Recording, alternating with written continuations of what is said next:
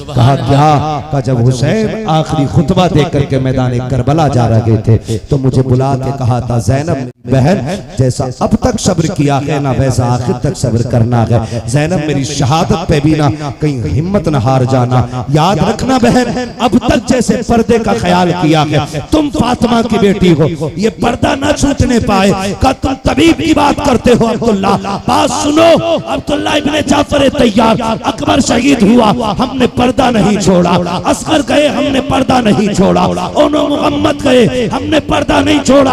अब्बास के बाजू कट गए, हमने पर्दा नहीं छोड़ा। कासिम के टुकड़े हो गए, हमने पर्दा नहीं छोड़ा। अकबर का कलेजा चलनी हुआ, हमने पर्दा नहीं छोड़ा। हमारे भाई अकबर के, हमारे भाई हुसैन का गला कटा, हमने पर्दा नहीं छोड़ा। लाशों पे घोड़े दौड़े, हमने पर्दा नहीं छोड़ा। अगर हम 72 के लिए पर्दा नहीं छोड़ सकते, अपने लिए पर्दा कैसे छोड़ेंगे? सुनो अब्दुल्ला, ये दुनिया को रुखसत है, वो डॉक्टर के लिए पर्दा खोल सकती है, लेकिन हम फातिमा की बेटी है, हमारे लिए हक ये है, जान तो दे सकते हैं, लेकिन फातिमा का दिया हुआ पर्दा नहीं छोड़ा जा। शुक्र परवरदिगार है, उसने मुझे और आपको हुजूर की उम्मत में पैदा किया है। और ये इतना बड़ा करम है अल्लाह का, इतना बड़ा करम है कि अगर इस शुक्रिये में पूरी जिंदगी सजदों में गुजार दी जाए तब भी इस एहसान का बदला नहीं अदा हो सकता है कि उसने हमें हुजूर की उम्मत में पैदा फरमाया है।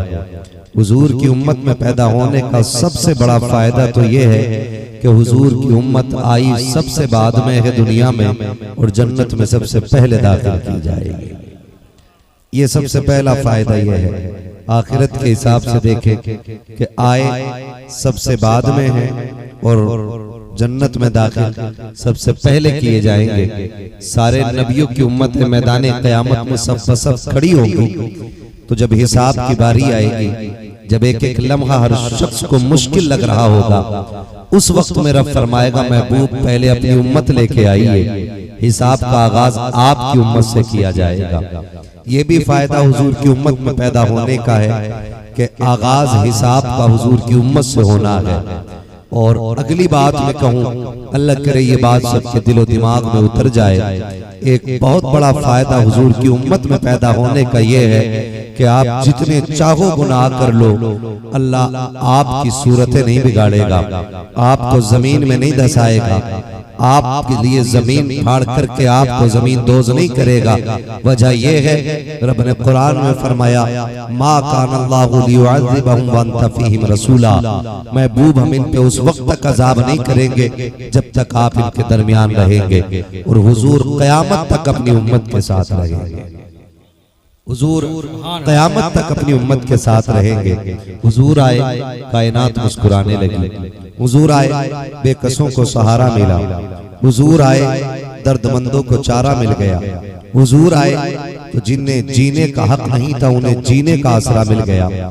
और बढ़ के अगली बात कहूँ, तारीख गवाह है कि हुजूर ने जब इस जमीन पर कदम रखा और देखा बेटियां दरगोर की जा रही हैं, मुस्तफा ने वो इनकलाब कायम किया, वो इनकलाब कायम किया कि जो बेटियों को कत्ल करने पर फख्र करते थे, आज वो बेटियों को पालने पर फख्र महसूस कर रहे हैं। ये इनकलाब मोहम्मद अरबी के आने से पैदा हुआ है, ये इनकलाब सरकार दो आलम की आमद से पैदा हुआ है।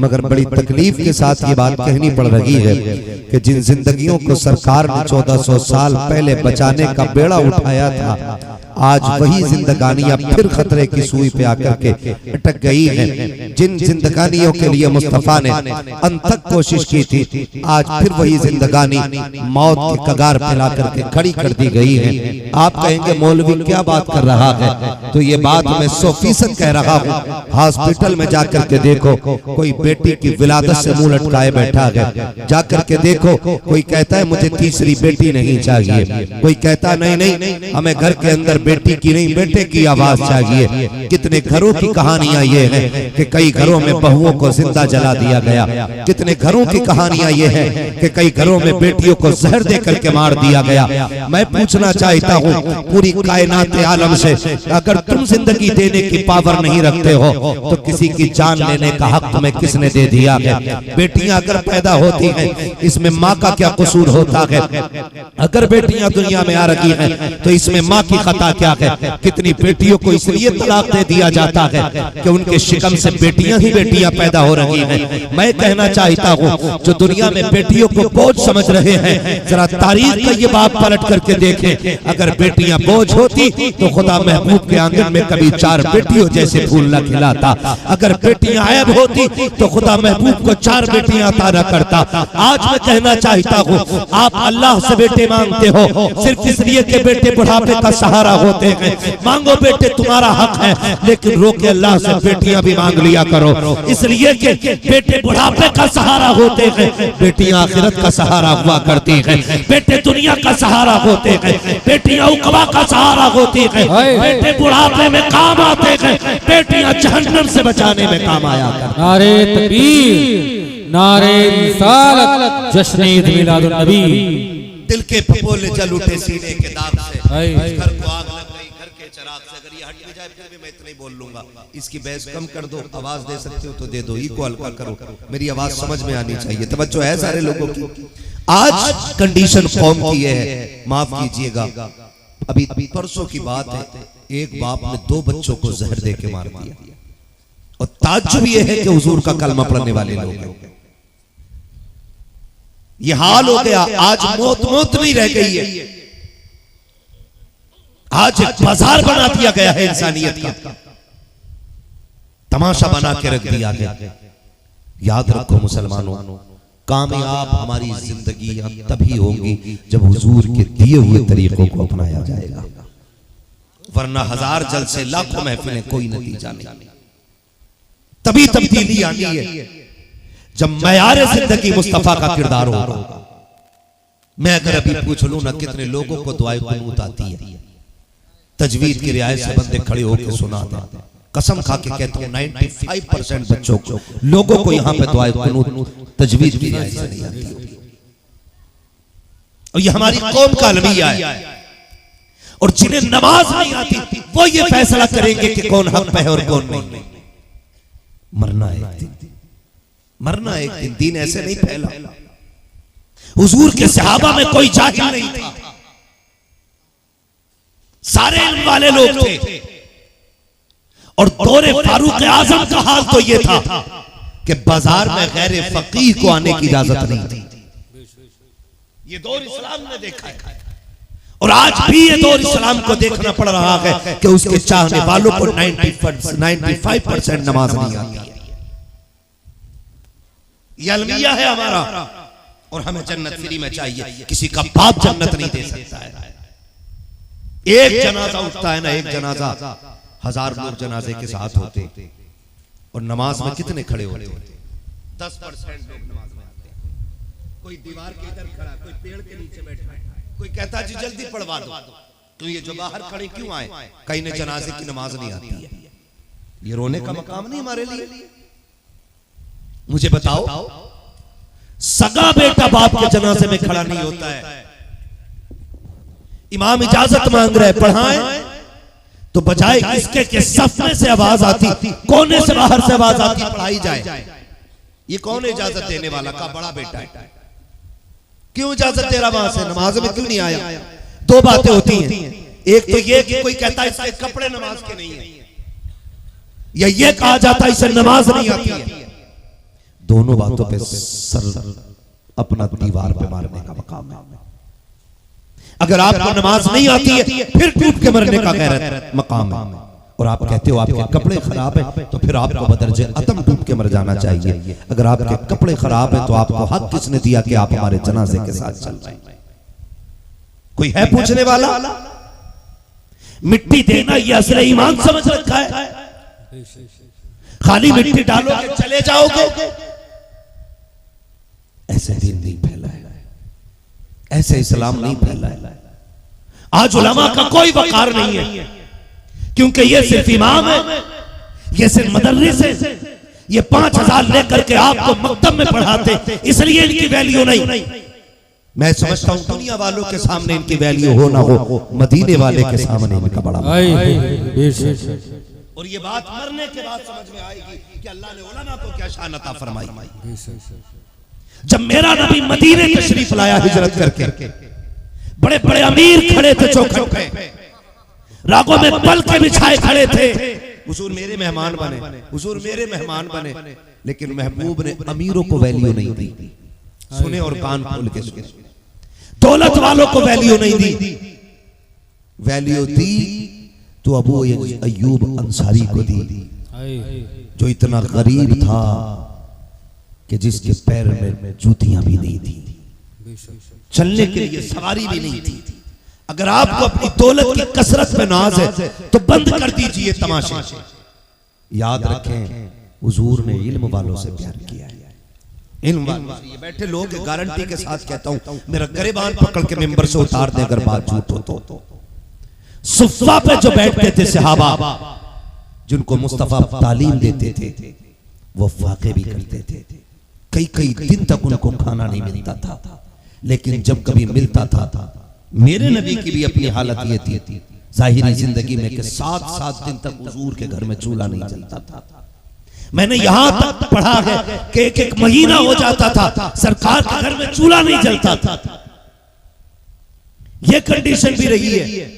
लेकिन जब कभी मिलता तो सरकार सुफ़ा के सहाबा को बुलाते, वो कहते उनको भी बुलाओ, ये खाना उन्हें भी खिलाया जाएगा।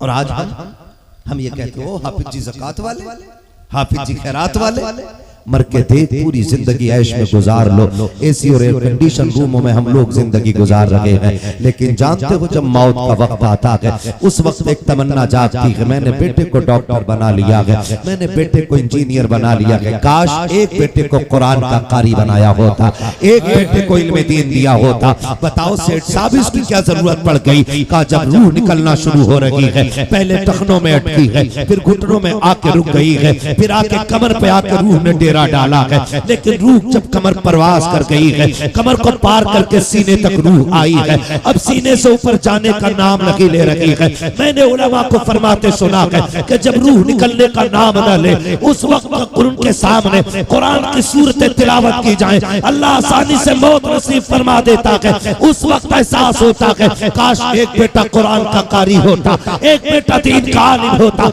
एक बेटा हाफिज कुरान होता। आज बेबसी की जिंदगी न जीते, आज बेबसी की मौत न मरते। और लोगों मान जाओ अभी वक्त है, इससे पहले कि मौत का फरिश्ता आकर तुम्हारे गरेबान में हाथ डाले, उससे पहले जाग जाओ और बरेली वाले के फैजान को पैगाम पे अमल करो। उन्होंने कहा था आज ले उनकी पना, आज मदद मांग उनसे, कल न मानेंगे कयामत में। नारे तकबीर, नारे रिसालत, जश्न ईद मिलादुन नबी, नारे तकबीर, नारे रिसालत। दीन सीखो यार, सीख लो दीन।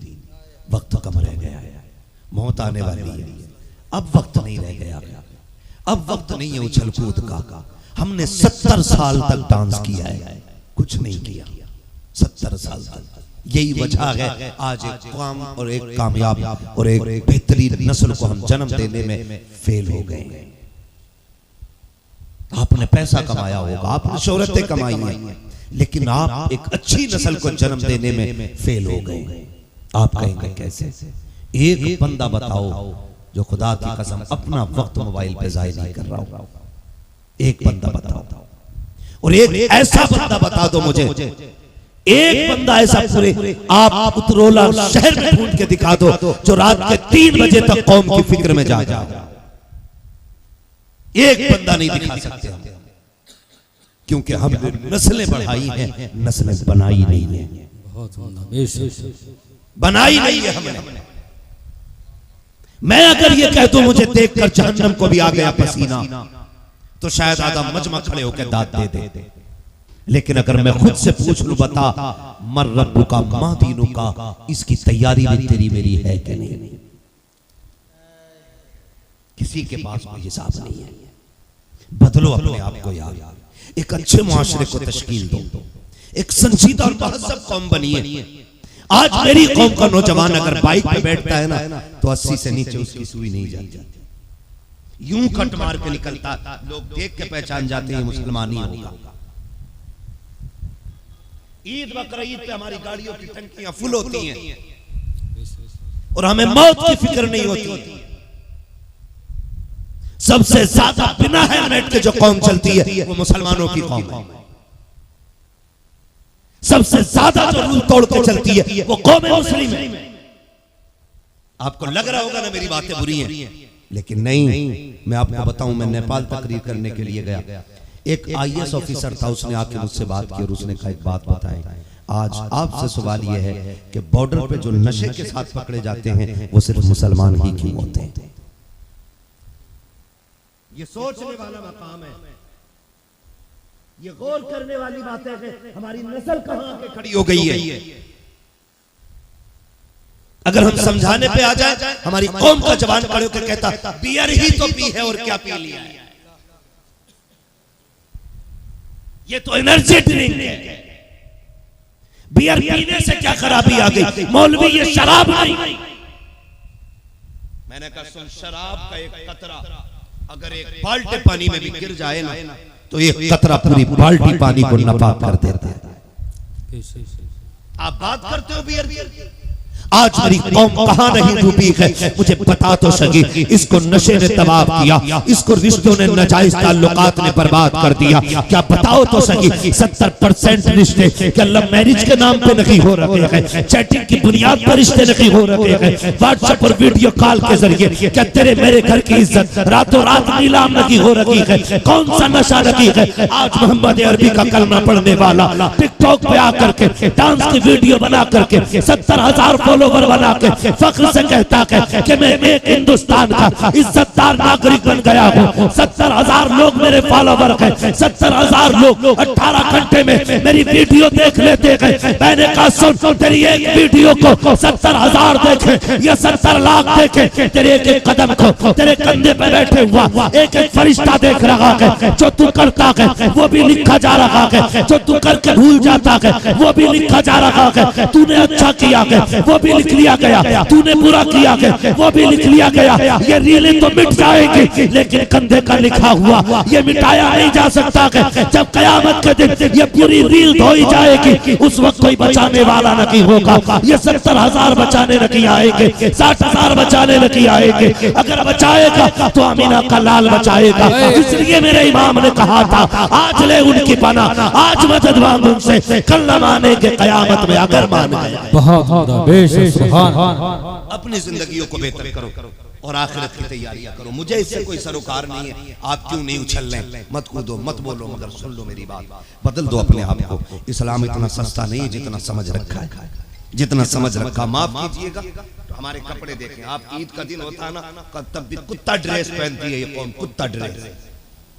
हाँ, ऐसे कपड़े पहन के निकलते, गैरत आती है। हमें ईद के दिन भी कुर्ता पजामा नसीब नहीं हुआ, ईद के दिन भी हम मुसलमान न बन सके। हम जी हवा में रहे और फिर कह रहे हैं फलां ने मार दिया, फलां ने मार दिया। सुने, इन्नल्लाह ला युगय्यिरु मा बिक़ौमिन हत्ता युगय्यिरु मा बिअनफुसिहिम व इज़ा अरादल्लाहु बिक़ौमिन सूअन फला मरद्द लहु। ये मैं नहीं कह रहा हूं, ये कुरान कह रहा है, ये कुरान कह रहा है, ये मेरा ऐलान नहीं, ये कुरान का ऐलान है, जिसे हम सब कहते हैं कौले मोहम्मद कौले खुदा। फरमान न बदला जाएगा, बदलेगा जमाना लाख, मगर कुरान न बदला जाएगा। अल्लाह उस कौम की हालत उस वक्त तक नहीं बदलता है जब तक कौम अपनी हालत बदलने के लिए खुद कोशिश न करे। क्या कोशिश है हमारी, मुझे बताई जाए, क्या कोशिश है? कोई कोशिश हमारी नहीं है। दीन इतना सस्ता भी नहीं है खुदारा। ये तो करम है हुजूर का कि हमारी सूरतें नहीं बिगड़ी है।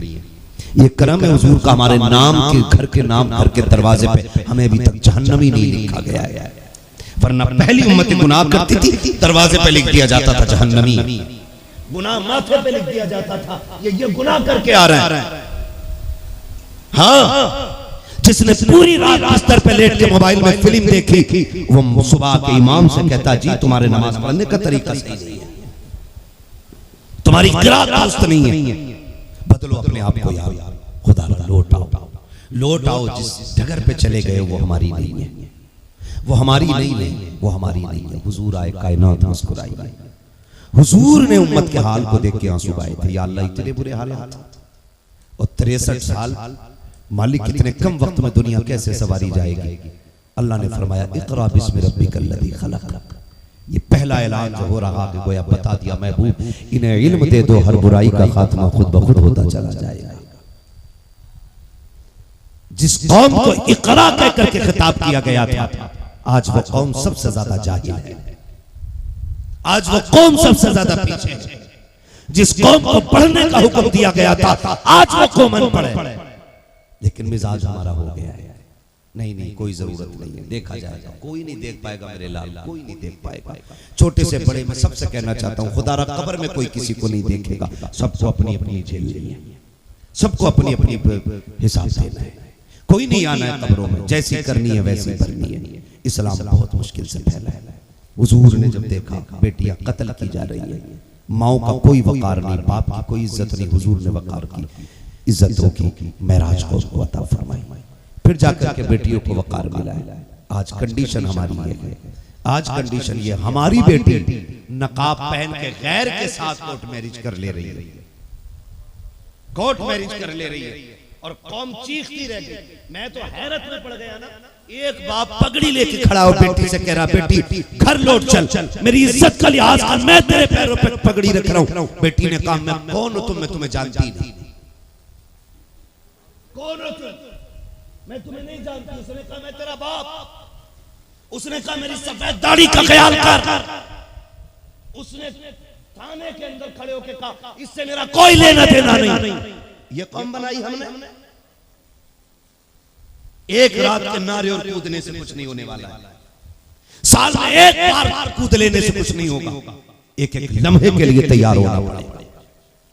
खुदा की कसम, अगर हम बेदार होते, हमारी बेटी में ये जरूरत नहीं थी कि वो पगड़ी बाप की ठुकरा के कह देती, तू कौन है, तुझसे मेरा कोई रिश्ता ही नहीं है। कल की बात है, कल की एक खेत में एक बच्ची की लाश मिली है, फिर से हो क्या गया है, हमें एक अच्छी नस्ल नहीं बना पा रहे। हमारे होटल भी बड़े बड़े, हमारे मुंबई और पुणे में रहने वालों की इमारतें भी बड़ी बड़ी हैं, लेकिन इस कौम ने आज तक बेटियों के लिए महज़ब इदारे नहीं बना सके। ये सोचने वाली बातें, सोचने और रोने वाली बातें। वो बेटी के जुमले थे, का तू कौन है, मेरा तुझसे रिश्ता ही कोई नहीं। एक आज की बेटी है, कल की बेटी है। तुम्हें बताऊं कल की बेटी की कहानी, बर्दाश्त करोगे? कल की बेटी की तारीख का ये बाप पलट के देखो। मोहम्मद बिन कासिम का दौर है, तो जो है सारे लोग, चल लूं आगे, बुरा नहीं लग रहा है ना? लग तो रहा है बुरा। सोच रहे होंगे मौलवी जन्नत बांटने बुलाया था, ये तो छीनने के चक्कर में लगा है। मुझे पता मेरे बेटे जन्नत सस्ती नहीं है, अगर कोई फ्री बांट रहा हो तो मुझे भी उसका नंबर दो, मैं भी परिवार वालों के नाम करा लूं। हाँ, जन्नत सस्ती हो तो मुझे भी बताओ। मुश्किल है, मुश्किल। हमारी बेटियों की इज्जत थाने में चली गई, जो बाकी बटी बेटियां जो बची वो जेलों में, और खुल के ये बात कही गई कि हम इनकी बेटियों को अपने बच्चों की माएं बनाएंगे, और ये कौम फिर भी नहीं जाती। हम फिर भी पार्टियों में बियर पीते रहे, रात के 3 बजे तक मोबाइलों के नशे में डूबे रहे। दोनों नशे ही, मोबाइल का नशा हो या शराब का नशा हो, ये दोनों नशे। और नशे की पहचान ये जिसके बगैर रहा ना जा सके, वो लत होती है। मोबाइल के बगैर रह सकता है? बंद करके दिखा दो एक मोबाइल के बगैर, 24 घंटे किसी को पागल हो जाएगा वो। ऐसी लत पड़ गई है हमारी कौम को मोबाइलों की। बेटे तो बेटे, बेटियों पे भी इतने बड़े बड़े मोबाइल। कोई पूछने वाला है इनसे कि तुझे इतने बड़े मोबाइल की जरूरत क्या पड़ गई?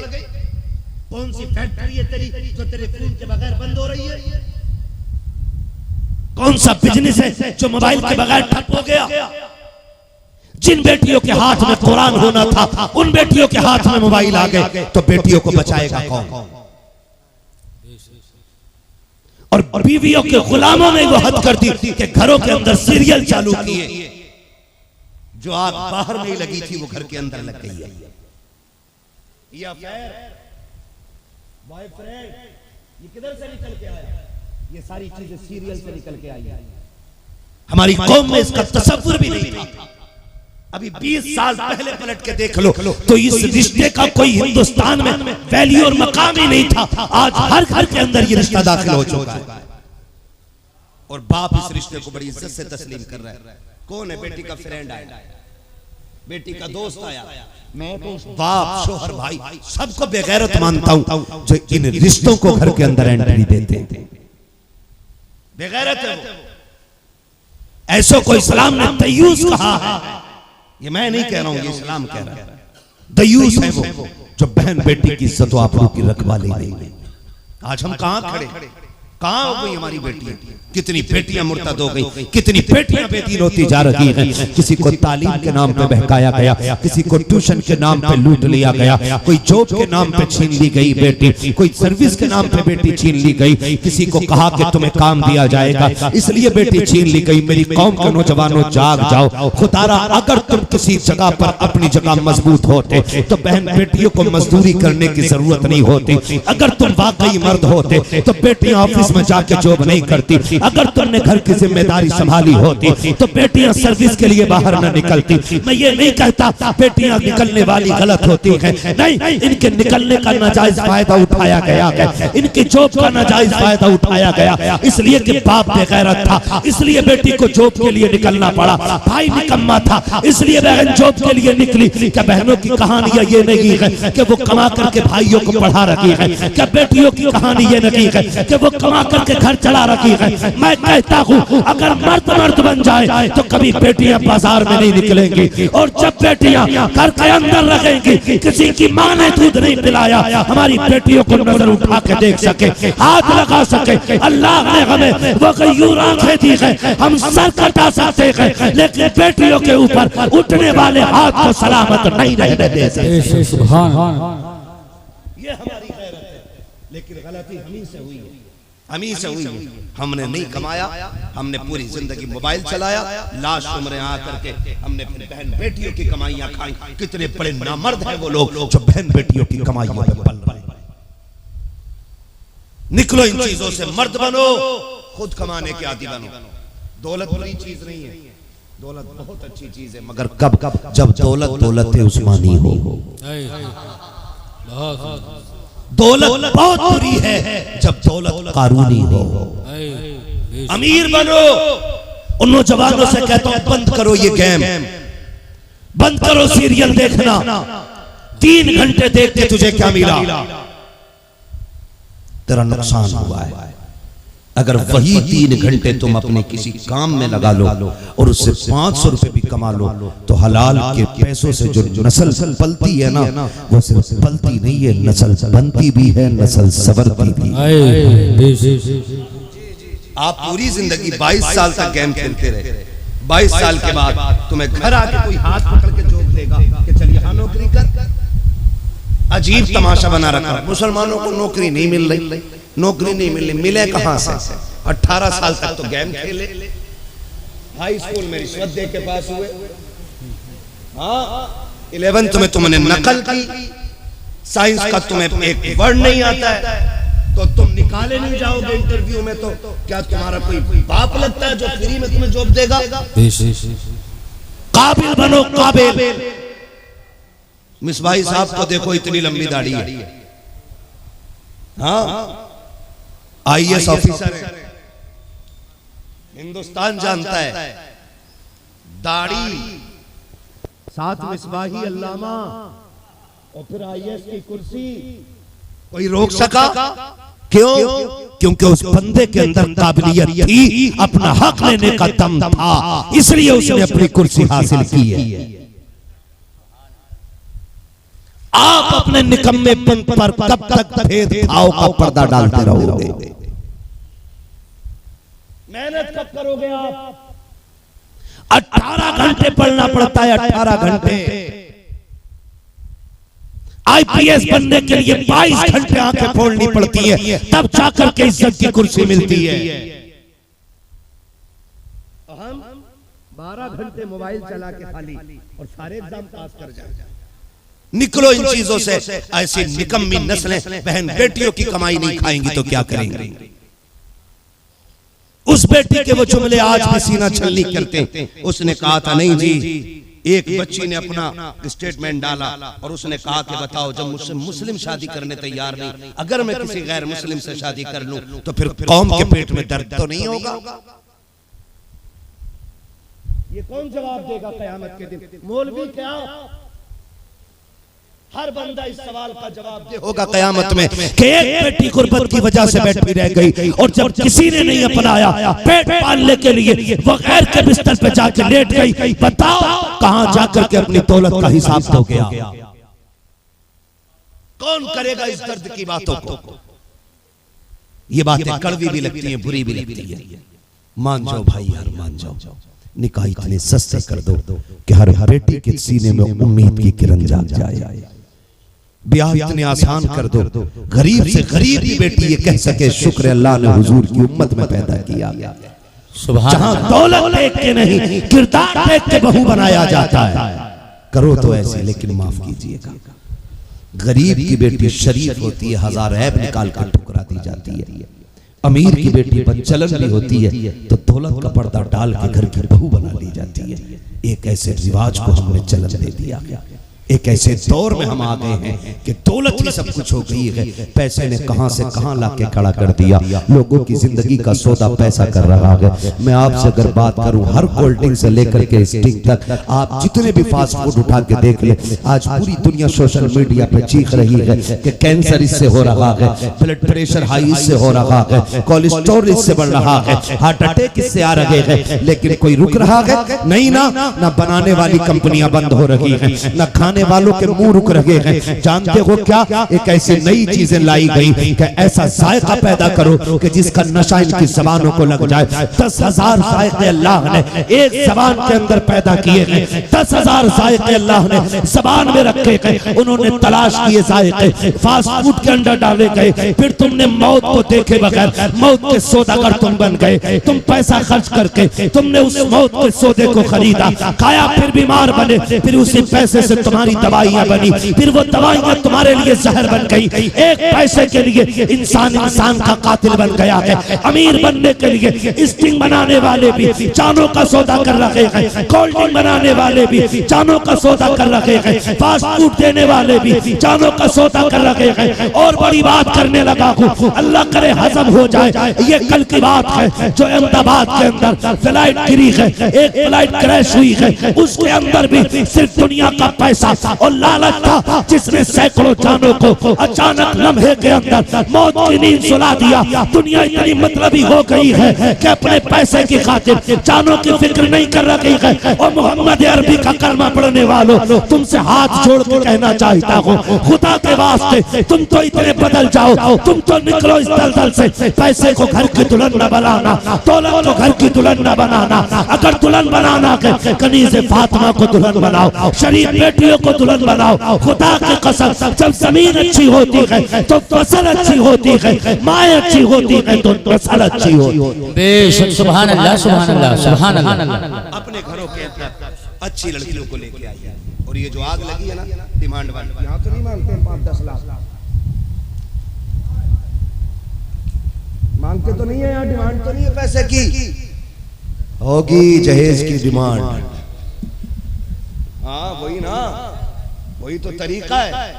ऐसे पकड़ लो और या फिर ऐसे पकड़ लो, बात तो वही है ना। पकड़ा तो कहाँ नहीं गया है जहेज के नाम।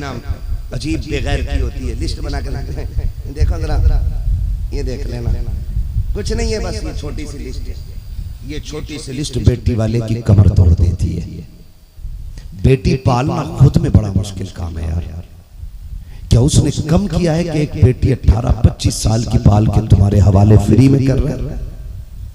क्या ये उसका एहसान नहीं है? ऊपर से उस पे 10-20 लाख का कर्ज करा करके उसकी बेटी लेके आ रहे हो और कह रहे हो हम रसूलुल्लाह के जन्नत रसूलुल्लाह की। कयामत में पता चलेगा कि होगा हिसाब कैसा है।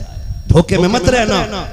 अगर कोई तुम आईना दिखा गया है ना कि जन्नत तुम्हारे बाप की है, तो शीशे के आगे खड़े होकर पूछना अपने आप से, क्या तू वही है जिसे मुस्तफा ने सिद्दीक की नजर में सांचा था? क्या तू वही है जिसे उमर की तरह सवारा गया था? क्या तू वही है जिसे उस्मान गनी बनाया गया था? क्या तू वही है जिसे मौला अली? फिर फैसला करिए, हम रसूलुल्लाह के जन्नत रसूलुल्लाह। धोखे में ना रहना, बहुत मुश्किल है। हिसाब तो बहुत बाद में होगा, रूह निकलने से काम शुरू होना है। अमल अच्छे होंगे, मौत आसानी से आ जाएगी। अमल खराब हुए ना, मैंने 3-3 दिन तक लोगों को तड़पते देखा है। अल्लाह ईमान वालों को खैर की मौत नसीब फरमाए। लोगों, हुजूर की जब विसाल का वक्त आया ना, मलकुल मौत ने अपना काम करना शुरू किया और हुजूर की पेशानी पे हाथ रखा। इतनी तकलीफ दी, आका फरमाते इज़राइल क्या मेरी उम्मत को भी इतनी तकलीफ होगी जितनी मुझे हो रही? मलकुल मौत ने कहा हुजूर आपको तो कुछ भी तकलीफ नहीं दी जा रही। तो मेरे नबी की आंख में आंसू आए, फरमाया जितना दर्द हो ना इस मौत के वक्त का आज सारा मुझ पे डाल दो ताकि कयामत तक मेरी उम्मत को मौत का दर्द न महसूस हो। तो मलकुल मौत ने कहा था महबूब रब ने वादा किया है, वादा है जो तेरा होगा ना मौत के वक्त उसे मौत का एहसास नहीं किया जाएगा। और भाई वरना खैरियत नहीं है, खैरियत नहीं है। मान जाओ यार, मान जाओ, निकल आओ इन चीजों से, निकल आओ। एक बेटी वाला बेटी दे देता है, सब कुछ दे दिया उसने। बेटियां जो होती है ना, जिगर का टुकड़ा होती है। आप कभी बताएं मुझे, जनाजे देखे आप? बोलो, जिसने देखे वही बोले जरा। देखे जनाजे?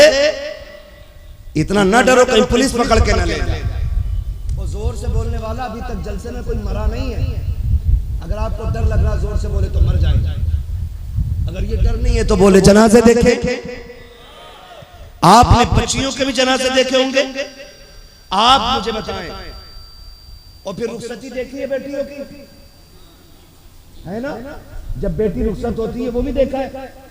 आप दोनों को देखना, जब बेटी का जनाजा जाता है ना तो बाप उस दर्द के साथ नहीं रोता जिस दर्द के साथ बेटी की डोली पे बाप रोया करता है। ये देख लेना आप, अल्लाह के रही बात आपके दिलों में उतर जाए। बेटी के जनाजे पे बाप उस दर्द से नहीं रोता जिस दर्द से बेटी के डोली पे बाप रोया करता है। क्यों जानते हो? मरने पे एक सब्र है बाप को कि मर गई, अल्लाह के करम पे छोड़ दिया।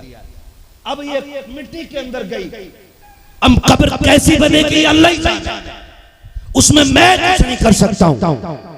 लेकिन जब बेटियों की डोलियां उठती है ना तो फिर बाप जनाजे से ज्यादा दर्द के साथ रोता है। कभी सोचा ना आपने बेटे वालों, ये इस दर्द से क्यों रो रहे हैं जो कभी नहीं रोया? जो पूरी दोपहरी में बोझ कमर पर रख के ना 3 मंजिल पे चढ़ाता रहा लेकिन कभी रोया नहीं। जिसने लोगों की चौक में गालियां सुनी एक आंसू नहीं आया, जिसने लोगों के धक्के खाए रोया नहीं, जिसने लोगों की गालियां सुनी कभी आंख में आंसू नहीं आया। आज बेटी की रुखसती हो रही है, सारे मेहमान मुस्कुरा रहे हैं, ये बाप क्यों रो रहा है जानते हो? कभी देखो तो सही, जब बेटियां रुखसत होती हैं बाप कभी दीवार से लग के रो रहा है, कभी किसी पेड़ से लिपट के रो रहा है। खुदा की कसम बाप बेटियों की रुखसती नहीं देख पाते हैं। मैंने देखा कि बाप बेटी की रुखसती पे इस दर्द से रोया करते हैं कि कलेजे फट जाया करते हैं। अगर पत्थरों के आंसू होते तो दीवारें भी उनका दर्द देख के रोने लग जाती। और बेटे वालों कभी बाप से पूछो क्यों रो रखा है तो बाप बताएगा जो बेटियां दफन हो जाती हैं बाप को सब्र होता है, लेकिन बेटी पे इसलिए रो रहा हूँ मैंने 18 साल सीने से लगा के पाला। और बेटो वालों तुम क्या जानो, जब मैं परदेश से पलट के आता था पूरा घर सोता था, मेरी बेटी मुझे जाग के मिलती थी। रात को 1 बजे भी आया, मेरी बेटी ने कहा भूख लगी होगी, मैंने कहा हाँ बेटी जल्दी खाना ला दो। बेटी ने कहा ठहर मैं तेरे लिए ताजी रोटी बना देती हूँ। इसने रात के सन्नाटे में जाग करके मेरे लिए ताजा खाना बनाया। ये कभी मेरे लिए थकी नहीं थी, जब भी मैं आता था तब मेरी खिदमत के लिए हाजिर होती थी। आज मैं इसलिए रो रहा हूँ, मैंने 18 साल इसे सीने से लगा के पाला। और लोगों जब मैं इसके लिए 150 का जोड़ा लाया तब भी ये मुझे सिपट के मुस्कुराती थी, जब मैं 300 का कपड़ा लाया तब भी ये मुझे देख के मुस्कुराया करती थी। आज मैं इसको अपने घर से जुदा कर रहा हूँ, अल्लाह जाने आज के बाद मेरी बेटी की जिंदगी क्या बनेगी। रोना इस बात पे आ रहा है कि आज तक मैंने अपनी बेटी को भले सूखे लुक़मे खिलाए हैं लेकिन बेटी को शहजादी बना के रखा था। मैंने अपनी बेटी को चटनी खिलाई थी लेकिन रानी बना के रखा था। आज पराए घर जा रही है, रो इस बात पे रखा हूँ लोग तो अमीर हैं पैसे वाले हैं लेकिन फिक्र ये सता रही है, ये सोच के रो रहा हूँ आज के बाद मेरी बेटी को लुक़मे पहले मिलेंगे या गुर्बत का ताना पहले मिलेगा। आज इस चीज ने रुला दिया कि मेरी बेटी को इज्जत मिलेगी या ठोकरों में रखा जाएगा। मैं रोज बात पे रहा हूँ मेरी बेटी का पेट पहले भराया जाएगा या गुर्बत का ताना पहले दिया जाएगा। बेटों वालों हाथ जोड़ के कहता हूँ तुम्हें खुदा का वास्ता किसी की बेटी की आंख में आंसू न देना,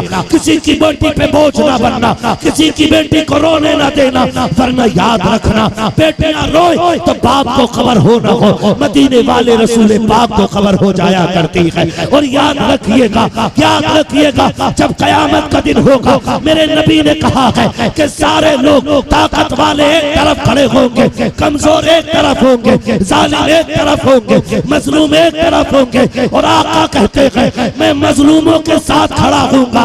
याद रखो जिधर मुस्तफा होंगे उधर खुदा की सारी खुदाई मुड़ती नजर आए।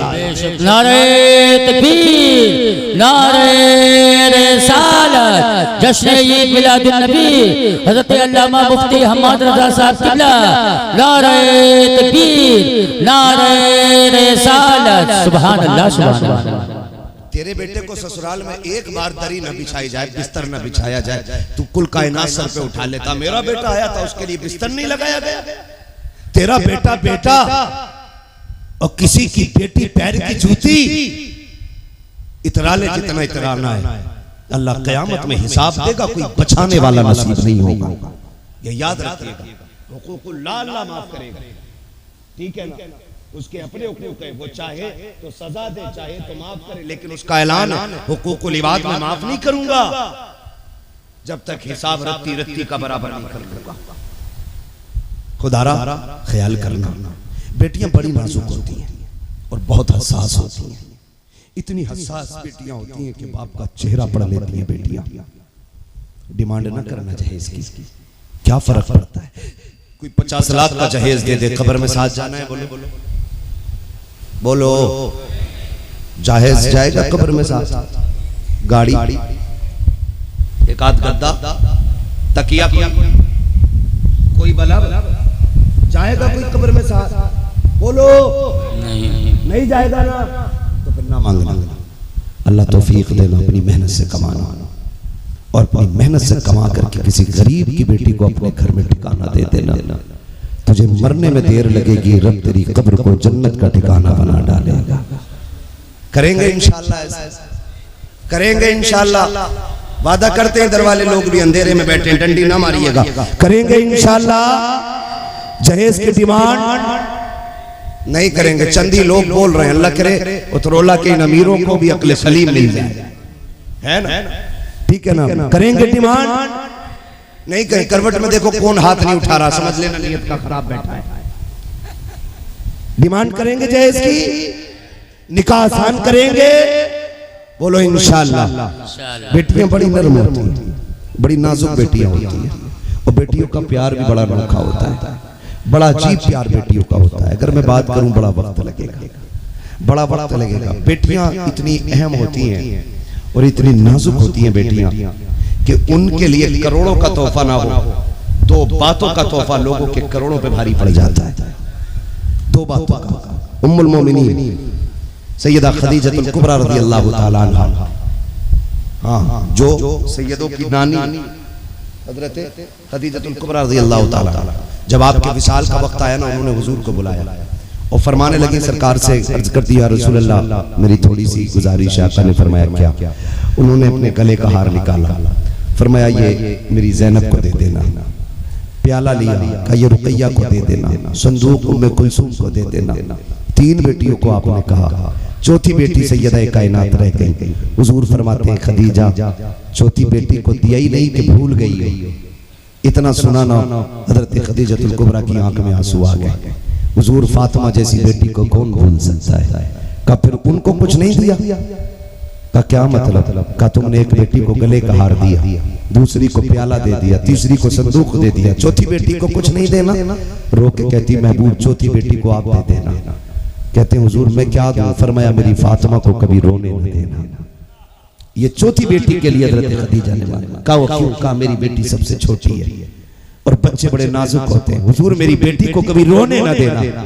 फिर मेरे नबी ने पूरी जिंदगी खातून जन्नत की ऐसी परवरिश की कि कभी रोने नहीं दिया था, कभी रोने नहीं दिया था। रुखसती के वक्त भी मेरे नबी ने कहा था फातिमा फातिमा, दरवाजे पे अकील आ गया, खबर आ गई, अली ने बुलाया है, रुखसती का वक्त है, बेटी जल्दी कर। कब्बा रोटी बना दूं? कहा नहीं, जल्दी उठो, ऐसे ही आ जाओ। बेटी ने हाथ भी नहीं धोए आ गई। अब्बा ऐसे भी क्या जल्दी? कहा ये इसलिए कर रहा हूँ ताकि तेरी रोटी की दलील को, रोटी बनाने की ताखीर को दलील बना के लोग बेटियों को रुखसत करने में ताखीर न कर दे, इसलिए फातिमा मैं तुझे हाथ धोने की भी मोहलत नहीं दे रहा हूँ। ये मेरे नबी ने अमल करके दिखाया। और बेटी रुखसत होने लगी। सुने जरा गौर से, बेटियां क्या होती हैं। रुखसत होने लगी, फरमाया उम्मे सलमा जाओ घर से कोई चादर ले आओ। अंदर उम्मे सलमा गई, कोई चादर तलाश की, नई चादर नहीं मिली, आके खड़ी हो गई। महबूब कहते नहीं मिली चादर? का हुजूर घर में कोई नई चादर नहीं है। का फिर पुरानी लेके आ जाओ। हुजूर पुरानी तो ये है। सरकार ने खोला ना तो 17 पैबंद लगे थे। हुजूर गिनते जा रहे हैं, रोते जा रहे हैं, गिनते जा रहे हैं, रोते जा रहे हैं। लाओ कोई बेटी सैयदा कायनात जैसी हो तो दूल्हा लाओ, मौलाए कायनात जैसा कोई हो, ला के दिखाओ। जिस घर में अली दूल्हा बन के आया हो वो घराना कितना बड़ा घराना है, ला के दिखाओ ऐसा घराना। मेरे नबी गिनते जा रहे हैं 17 पैबंदों वाली चादर सरकार ने हाथ में ली। फरमाया फातिमा सर आगे कर, यहाँ 17 पैबंदों वाली चादर ले ले। वादा करता हूँ कयामत में जन्नत की सरकारी वाली चादर अता करूंगा। बेशक सुभान अल्लाह, सुभान अल्लाह, सुभान अल्लाह। ऐसे बेटियां रुखसत की जाती। हुजूर ने 17 पैबंदों वाली। और बेटियों से भी जाके कह देना मेरी बेटी कभी बाप से उसकी औकात से बड़ा सवाल न करना। किसी अमीर की बेटी का जहेज देख के बाप को मजबूर न करना कि वो गुर्दे बेच करके तेरा शौक पूरा करे। मत करना बेटियों बाप से डिमांड। उसकी मेहनत देख करके आपको डिमांड करनी है। वो किसान है, मजदूर है, अगर लगता है गरीब है ना तो कह दे बस अब्बा तू हाथ उठा के दुआ दे दे, ये सबसे बड़ा जहेज हो जाएगा। ये सबसे बड़ा जहेज हो जाएगा। ये सबसे बड़ा जहेज हो जाएगा। कहते बाप से इतना मेरी बेटी, मेरी बहन जब दुल्हन बने अब्बा कहे बेटी कोई कमी तो नहीं रह गई, बस इतना कह देना तेरी दुआओं की कमी रह गई है। जब भी मेरी याद आ जाए ना हाथ उठा दिया करना।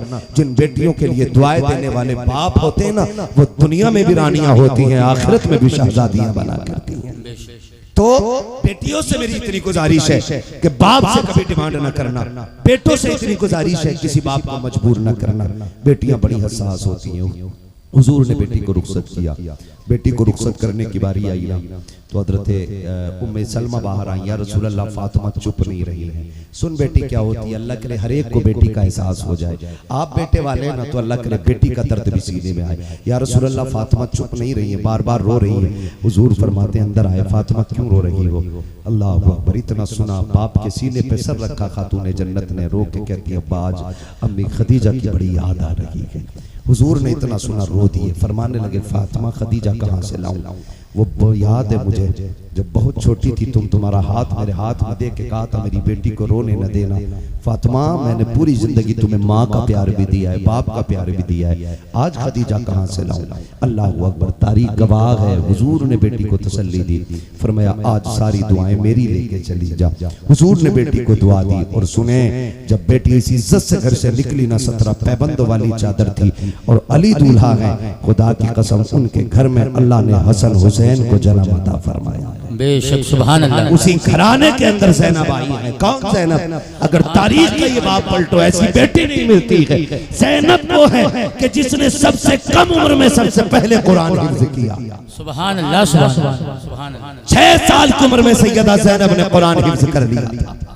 कूफे की सबसे पहली मुफस्सिरा मुहद्दिसा को सैयदा ज़ैनब कहा जाता है। लोग खड़े कहा सुभान अल्लाह, सुभान अल्लाह। लोग खुतबे की बात करते हैं, यजीद के दरबार के खुतबे की बात करते। मैं तो कहता हूँ यजीद के दरबार का खुतबा क्या, अगर अली की बेटी बोले सारे फरिश्ते खामोश होकर उनके जुमले सुना करते। सुभान अल्लाह, सुभान अल्लाह, सुभान अल्लाह। खुदा की कसम तारीख गवाह है। ज़ैनब का कुरान जानते हो जब करबला से ज़ैनब लौटी और अपने घर आई है तो अपने घर के दरवाजे पे जब आई, आज तो बेपर्दे की आम हो गई। सारे अली के नाम का लंगर खाने वाले बैठे, सारे हुसैनी बैठे। अब ये कलाम कर दूं सारे कपड़े उतार के दे देंगे। लेकिन मैं पूछना चाहता हूँ ताज़िए के नाम पे हमारे घरों की चादरें उतर गई, मेलों के नाम पे हमारी बेटियां बेपर्दा हो गई। क्या हुसैन पूछेंगे नहीं तुमसे कि मेरी बहन बेटी ने करबला में खानदान दे दिया था और सर का एक बाल कोई नहीं देख पाया था? तुम मुहर्रम की 10 तारीख के नाम पे बेटियों की इज्जतें नीलाम करते रखे। बताओ तुम जन्नती हो या हम जन्नती हैं? बताओ मुझे। ये कंडीशन हमारे घराने की। पढ़ो आप सैयदा ज़ैनब को आई, खानदान लुट गया करबला, बेटे चले गए, अपने ही दरवाजे पे आए। तो मुअर्रिखीन ने पर्दे पे बात करते हुए लिखा है आप पर्दे में ऐसी मलबूस थी ना कि सर से लेकर पैर तक पर्दा था, और अपने दरवाजे पे जब आई ना तो बेटे के ना होने की वजह से अंदर जाने की हिम्मत नहीं हुई। दरवाजे पे बैठ गई, जैसे दरवाजे पे बैठी ना अचानक ना दरवाजे पे बैठी, अंदर से बच्चियों के कुरान पढ़ने की आवाज आ रही थी। 2 बेटियां छोड़ के गई थी, अंदर से कुरान की आवाज आई। जैसी दरवाजे पे बैठी ना तो एक बहन ने कहा लगता दरवाजे पे कोई भिखारन आई है। अम्मी कह के गई थी कि जब कोई दरवाजे पे साइल आ जाए तो देर न करना। बड़ी बहन ने कहा जल्दी करिए पैसे लेके दे आओ। छोटी बहन दौड़ी, पैसे किबाड़ खोला और मुट्ठी निकाल के दी।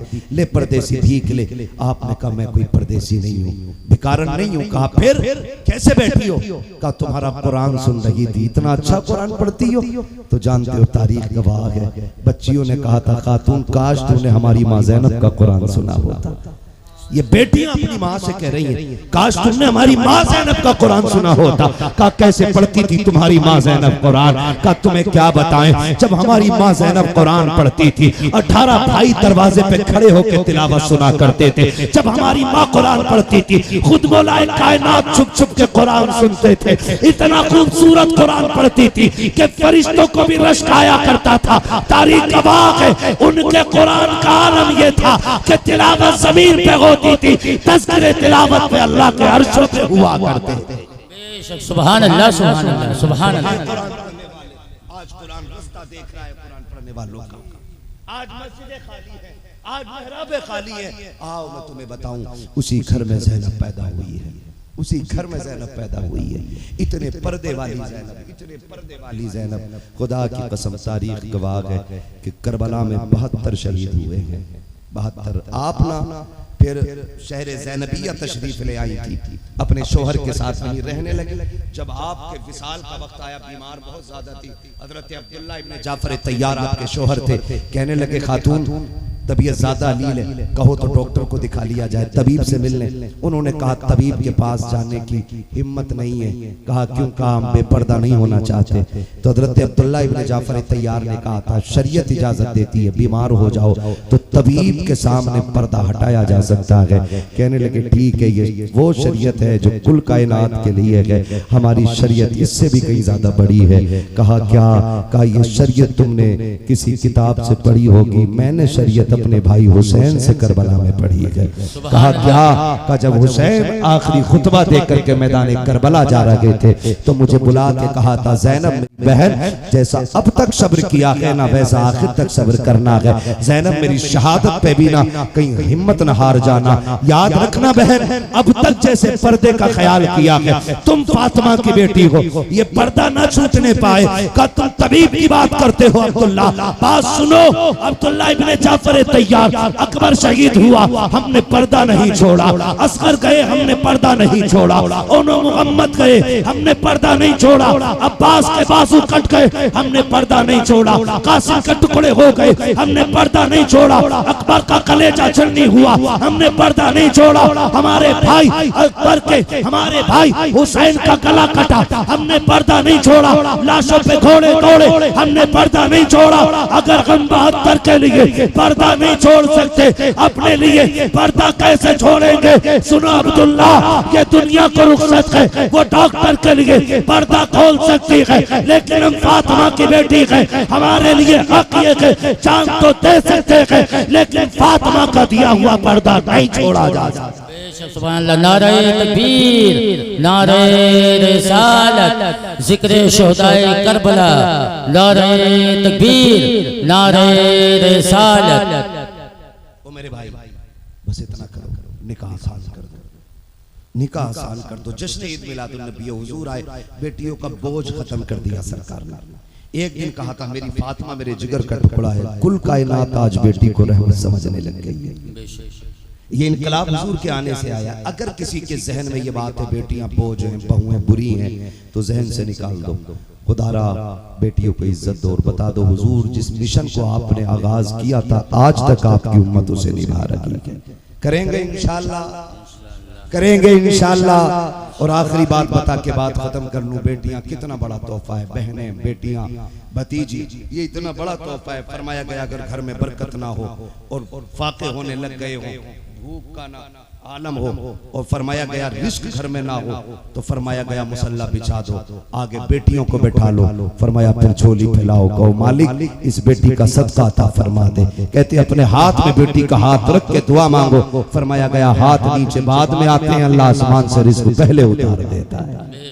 इतनी बड़ी नेमतें हैं, खुदारा बदली अपने आप को। बेटी बेटी होती है, चाहे अमीर की बेटी हो चाहे गरीब की बेटी हो। यही मिशन मेरे नबी ने मक्के से शुरू किया था, आज तक चला रहा है। हर मोमिन यह अहद करे हम बेटी को सताएंगे नहीं, बेटियों को रुलाएंगे नहीं। याद रखना कभी कभी बेटियों के कारनामे बेटों से बड़े हुआ जाया करते हैं। बड़ा वक्त होगा अगर मैं इस पे बात करूं, बस इतना समझ लें कि तूफान नूह लाने से आखिर क्या फायदा, एक कश्क ही बहुत है अगर कुछ असर करे। बस मेरे बोलने में जो गलती खामी हो गई हो अल्लाह हुजूर के सदक़े में माफ फरमाए, और मौला करीम अपने महबूब के सदक़े में हमें बहन बेटियों की इज्जत करने की तौफीक अता फरमाए, हमें एक अच्छी नस्ल बनाने की अल्लाह तौफीक अता फरमाए, हमारे नौजवानों को अल्लाह बेहतर रोजगार अता फरमाए। बस जो हुए गलत उनको माफ फरमाए रब्बे कायनात। जिंदगी ने दिया साथ, फिर होगी मुलाकात, चमन रहा फूल खिलेंगे, जिंदगी रही फिर मिलेंगे। मुसाफिर हैं हम भी, मुसाफिर हो तुम भी, किसी मोड़ पर फिर मुलाकात होगी।